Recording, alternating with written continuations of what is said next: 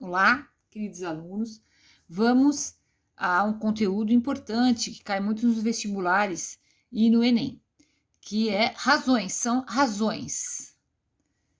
A ideia de razão. Vamos ver um exemplo aqui de uma sala de aula. Lídia é aluna do 7º ano A, nessa classe há 15 meninos e 20 meninas. Uma das maneiras de comparar esses números é calcular a razão entre eles, estando atento à ordem considerada.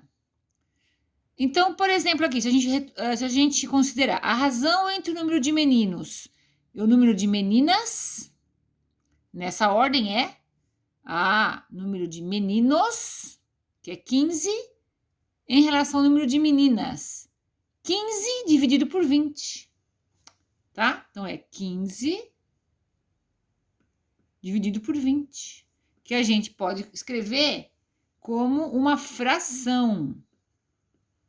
15 em 20. E simplificando por 5 em cima e embaixo, dá 3 quartos. Tá? Então, a gente fala que o número de meninos em relação ao número de meninas, em forma de razão, é 3 para 4. 3 para 4.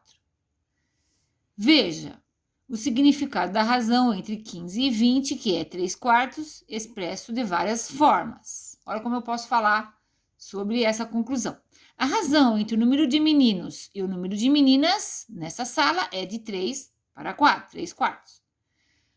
Ou, nessa sala, para cada 3 meninos, há 4 meninas. Nessa sala, o número de meninos corresponde a 3 quartos do número de meninas. A razão entre o número de meninos e o número de meninas nessa sala é de 3 para 4. Muito bem. Então, é só for em forma de fração, observando a ordem que é importante. No caso, o número de meninas no numerador e no denominador o número de meninas. Meninos no denominador, meninas no denominador. Concluindo, a razão entre dois números A e B com B diferente de zero é o quociente A dividido por B, que pode ser indicado por A barra B, ou qualquer outra forma equivalente.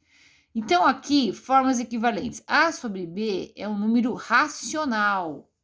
Como que nós podemos representar um número racional? Em forma de fração ou em decimal. Como que, tendo uma fração, eu transforma em decimal. Basta dividir o numerador pelo denominador. Então, 3 dividido por 5, não dá para dividir, 0, dá 0,6. Por isso que está 0,6 aqui. E transformando para porcentagem, basta multiplicar por 100%. Tá? Anda a vírgula 2 para frente, porque são 2 zeros, 60%. Então, eu posso falar em razão. A porcentagem é um caso particular de razão, tá? A ordem dos números no cálculo de uma razão é importante, por isso cada número recebe um nome. Bom, mais um detalhe que tem que ser falado aqui é que se nós formos comparar, falando sobre fração, uma fração com outra, como que a gente faz para comparar várias frações ou várias razões? Comparação de frações, eu vou marcar aqui, tá? Comparação de razão ou fração. Nós vamos buscar o mesmo denominador.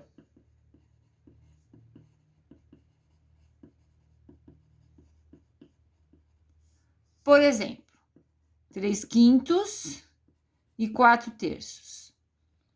Quem é maior e quem é menor? Já que estamos falando de fração, vamos também ver esse tópico. Comparação de frações. Eu acho MMC, que dá 15, né? Multiplicando aqui, Coloco 15 aqui, coloco 15 aqui. Para achar a fração equivalente, vou dividir pelo de baixo e multiplicar pelo de cima. 15 por 5, 3, 3 vezes 3, 9. Aqui é a mesma coisa, divide pelo de baixo, multiplica pelo de cima para buscar a fração equivalente. 15 dividido por 3, 5, 5 vezes 4, 20. Agora, estando no mesmo denominador, compara os numeradores. Ah, então 9 é menor que 20, então aqui é menor. Então, eu concluo que aqui também é menor, tá? Qual seria uma outra maneira de fazer? Dividir o de cima pelo de baixo, transformando em número decimal. Aqui também, de cima pelo de baixo, transformando em decimal. E aí, a gente iria ver quem é maior ou menor em decimal. Bom, agora vamos falar sobre razões especiais, que é muito abordado no Enem. Escala. Primeira razão especial é a escala, tá? Escala, quando tem um desenho, um mapa, são usadas escalas.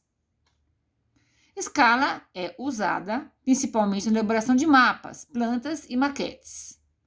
A escala é a razão entre uma medida de comprimento no desenho, ó, primeiro é no desenho, e a medida, comprimento correspondente na realidade. Então, como eu disse que a ordem era importante, a gente tinha que nomear.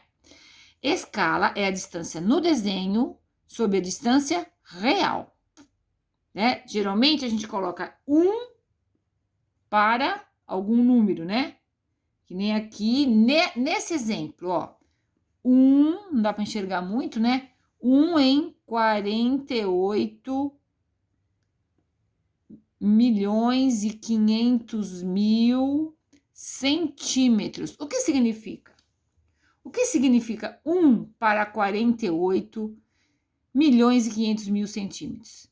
Significa que a cada 1 centímetro no desenho, na realidade, equivale a 48 milhões e 500 mil centímetros, tá?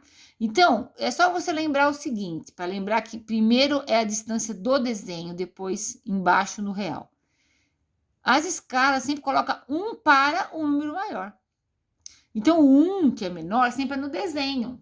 E o número maior é a realidade. Depois, através de uma regra de 3, você consegue achar as distâncias que estão no mapa. Vamos ver o exemplo aqui. A escala do mapa indica a razão entre a distância representada no desenho e a distância real. No mapa ao lado, a escala de 1 centímetro para 485 quilômetros, isto é, cada 1 centímetro no mapa corresponde a 485 quilômetros, ou 48 milhões 500 mil centímetros na realidade. As distâncias nos mapas são diretamente proporcionais às distâncias correspondentes na realidade. Tá? Então, se a gente pegar aqui uma régua e ver quantos centímetros tem aqui, vamos supor que aqui, veja, ó, aqui, a distância do Porto Alegre a Cuiabá é 3,5 centímetros, tá? 3,5 centímetros no papel. Qual será o real? Bastaria multiplicar, então, por 3,5 centímetros, né? Por 48 milhões e 500 mil.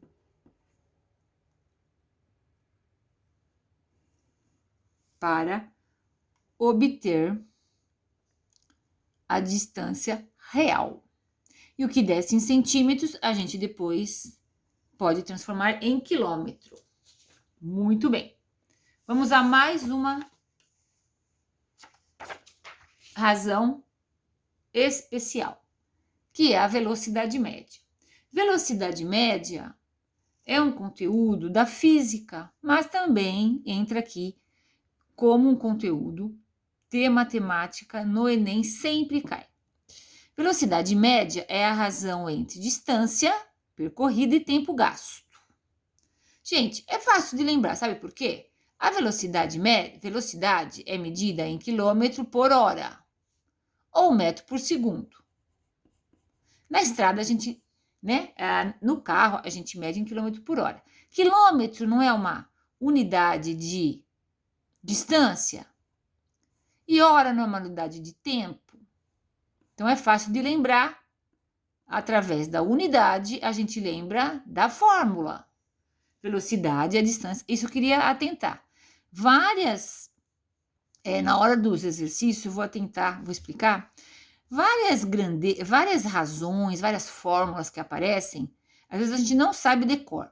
Mas olhando pelo enunciado, a unidade que vem depois do número, a gente consegue lembrar da fórmula. Porque aqui, por exemplo, se a velocidade é medida em quilômetro por hora, quilômetro, distância é medida em quilômetro e tempo medido em hora. Então, a gente lembra da fórmula, que é distância sobre tempo. Ok? Vamos ver um exemplo aqui. Se um automóvel percorre 240 km em 3 horas, a sua velocidade média em quilômetro por hora, tá vendo? Ó, é calculada fazendo a razão. 240 dividido por 3, que dá 80 km por hora. Ok? E, tendo essa fórmula, que é distância sobre tempo, se o exercício der a velocidade e a distância, eu consigo achar o tempo. Né? E se der a velocidade e o tempo, eu consigo achar a distância. De que maneira? Eu posso isolar aqui, ó. Se eu quero o tempo, você multiplica em x, né? V vezes t é igual a d, e isola o t aqui. Distância, qual a inversa da multiplicação? Divisão. Na verdade, eu tenho 3 formulinhas a partir dessa, né? V é igual a d sobre t, t é igual a d sobre v, né? E também eu conseguiria a fórmula do d, multiplicando aqui, d, aqui tá aqui em cima já, né? D é igual a v vezes t. Ok? Então, a gente pode isolar, dependendo do problema, se pedir velocidade, ou se pedir tempo, ou se pedir distância. Gente, então, vamos fazer alguns exercícios sobre razão e fração, que também tem a ver, né, com o que a gente está falando. Bons estudos, estou à disposição. Qualquer coisa pode me contactar. Um abraço, até o próximo vídeo.